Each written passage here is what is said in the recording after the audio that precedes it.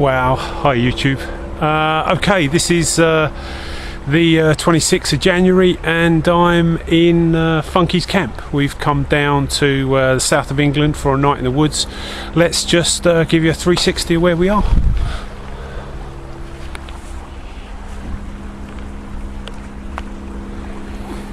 If you've watched any of Funky's videos, there's the beautiful free running stream that's appeared.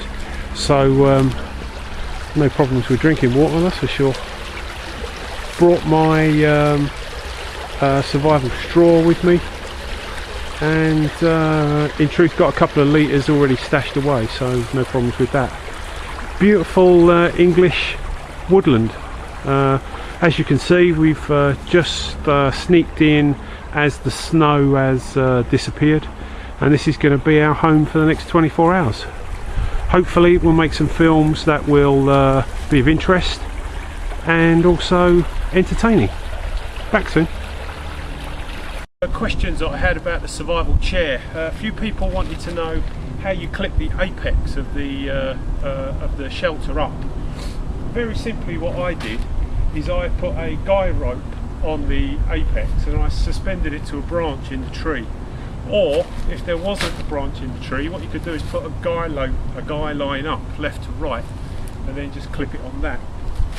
Another way that you can secure the apex is to, what I've done here is just taken another branch and lashed it to the tree, but you could also use it as a deadfall. So this rope around the tree just becomes a hinge. Put a bit of weight on the back, and that could be cut firewood or anything like that. Then when the shelter lays on top of it, it's sort of under pressure, you know.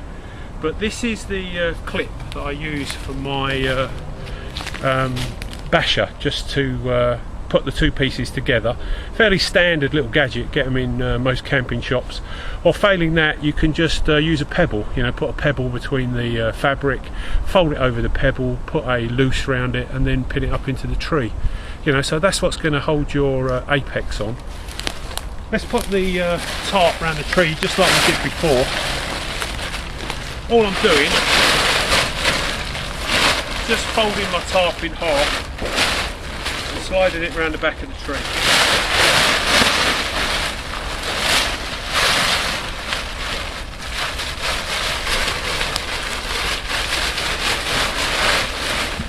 So I fold the tarp in half just like I did before, run it up the tree.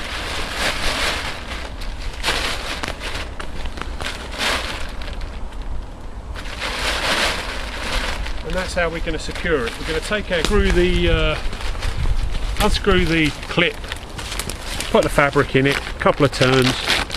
The greatest thing about these is I use them for putting up my tarp, because you can put these anywhere around the edge of the tarp. You're not reliant on there being a ring, you know. So that's the greatest thing about these. And then the guy rope will just suspend up into the tree, and that's how you support the apex of your survival chair. Putting the sack on and all the rest of it is exactly the same. The other thing that people wanted to know was, how did you peg the bottom out? Well, all I did was I just lifted the two poles that are resting against the tree and slid the tarp underneath the legs.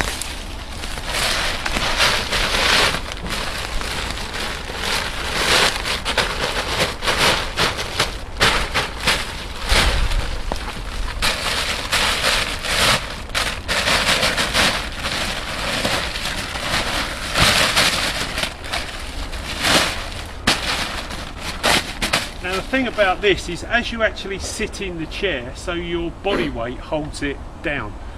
I was fortunate enough to get my Jackdaw for Christmas, and there was a bit of doubt as to whether Sandy would be able to fit me in, but he did a brilliant job.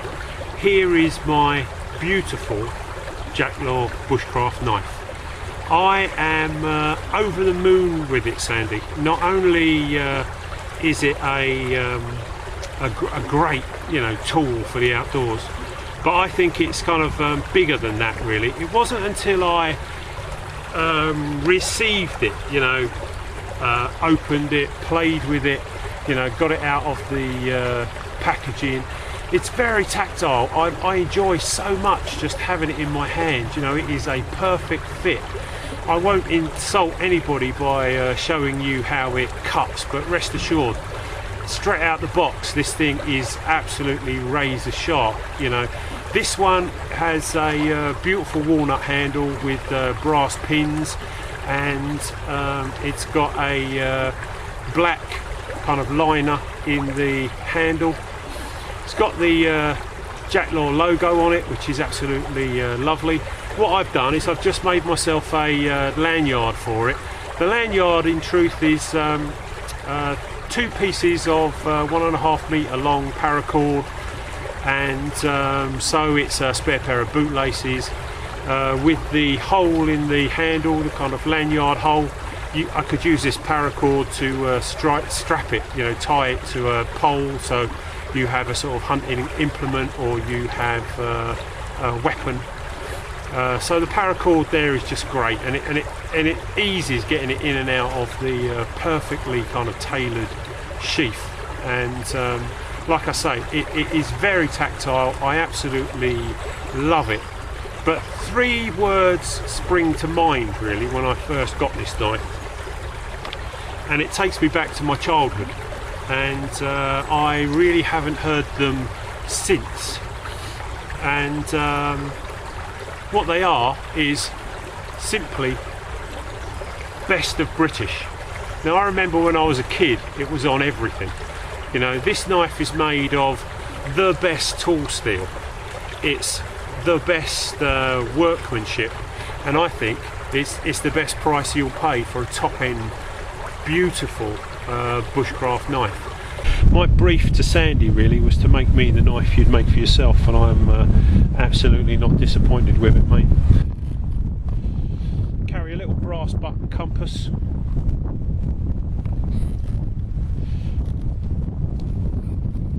I've got a wick. I've got some cotton wool ball with some Vaseline,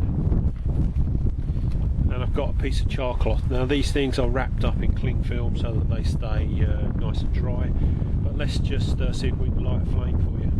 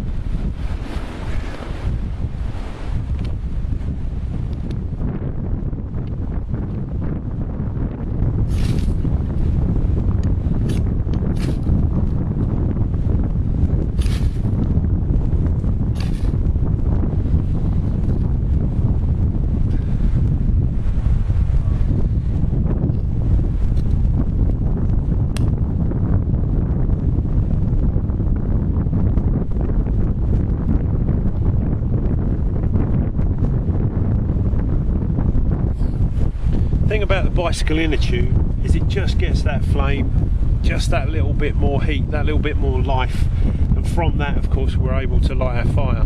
So these are the couple of little bits and pieces I keep on the back of my sheath, because once I've got that knife I absolutely know I can make fire.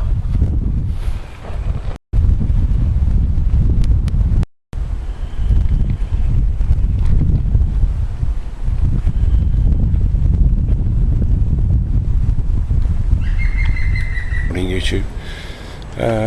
Weather came in bang on time last night. We had loads of rain. It rained pretty heavily all night. The stream has pretty much kind of doubled in size, and it's fast moving now, whereas yesterday you could probably have stepped across it, to be quite honest. There were sort of you know, dry patches in the middle of the stream sort of thing. Whereas this morning it's in full flow and it's rocking along. We came out in the woods just at the end of a week of fairly heavy snow in the UK, and the woodland was absolutely soaked. I mean, no matter what we did really, we couldn't seem to make a substantial sort of active fire. You know, the wood was just physically too wet to burn. So we managed to get ourselves out of jail and get a little fire just big enough to sort of put some food on and make a brew, and so we got away with that. But having a substantial fire where we could sort of sit round and have a chat was a non-starter really. We spent about 45 minutes between the two of us trying to sort it out, but that was a no-go. So an early night all round. My Hilton Lake Basher worked really well. This tarp I brought with me is about 4 metres square, so got myself and all my kit under it, no problems at all. Okay, I guess the routine now is to sort of get up, get a burner out, get a brew on, make some breakfast, do a bit of admin, and have a wash, clean my teeth, that sort of thing, and pack up and get ready for the trip home. But great meeting up with Funky, a couple of lovely gifts he's got me which were really nice.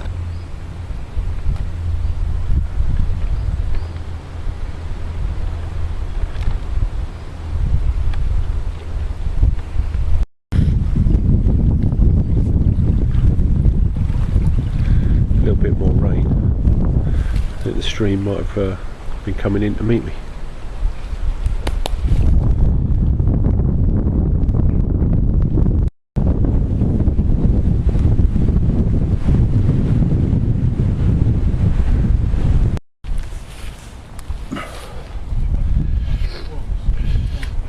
Okay, one of my favourite breakfasts in the field, porridge oats, a couple of spoonfuls of dry powdered milk, a packet of Demerara sugar, just for good measure. I drop half a chocolate bar in it.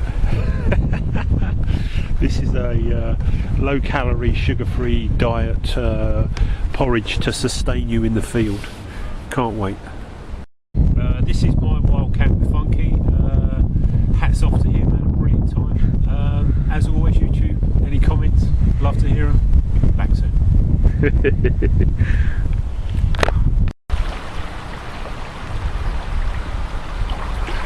I knew we'd had quite a lot of rain last night. I didn't realise it was almost 4 feet.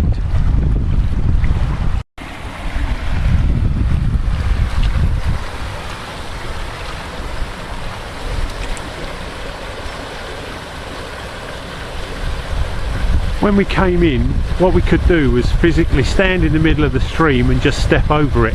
So it was probably 8 to 12 inches deep at most. So that's how much rain we've had overnight.